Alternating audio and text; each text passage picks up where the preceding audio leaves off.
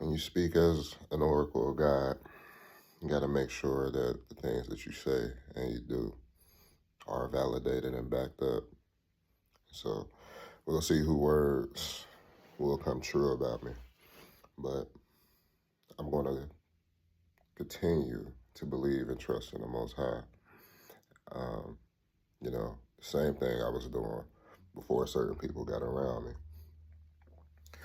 As I was saying last night, there's been many different things that I have had to deal with. And some people will try to make it seem as if, I'm just making these things up, or I'm trying to avoid a particular group of people or accountability in any way, which I'm not. I said what I said, and I genuinely would like people to stop trying to say what somebody else means and try to interpret it for a bunch of different people who, in my opinion, are insecure and who just want their feelings to be validated. And so, at the end of the day, that's not to discredit. Like I said, God has real people out there, and some of those people I'm subscribed to. But some people are mimicking the gift of God, and I've never seen a prophet have to introduce themselves so much, or to have to continue to make something known when God already said it. When God said it, it's going to happen. And so it doesn't have to become a chant. It doesn't have to become something that you renew every now and then. It's going to happen, period. I believe that whatever it is, on the worst end, if God said somebody's going to die, they're going to die. Unless that person repents and unless that person gets their heart right. But if he says it, you can take it to the bank. I 100% believe that. One thing about it, though, I understand as well. Don't come into agreement with everything, number one. And then number two,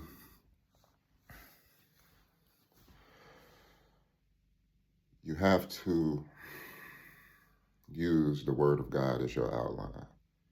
Whenever you see many represented, you got to understand that only few of them are real. Only few of them are real representations. Go to every point of the book. That's not saying that God didn't have, a lot of people that God wasn't using, a lot of people that God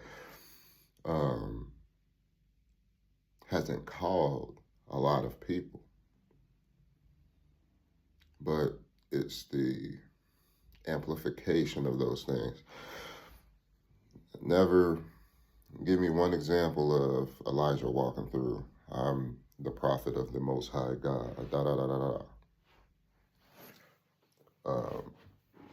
give me one example of different people with these certain abilities or levels or anointings from God bragging about it or making a spectacle of it. Like, show me one. I mean, when they talk about craftsmen are in the Bible. But how long does God actually focus on a craft unless it's for a particular reason? Like when he goes into describing a hammer being built. Like, and people want you to think that you don't know anything or that, like, certain things is wrong. And if you can't admit when you're wrong, that's on you. But I can admit when I'm wrong, and I'm going to continue to do that. And, that takes some level of humility, not thinking you're right all the time. Peace.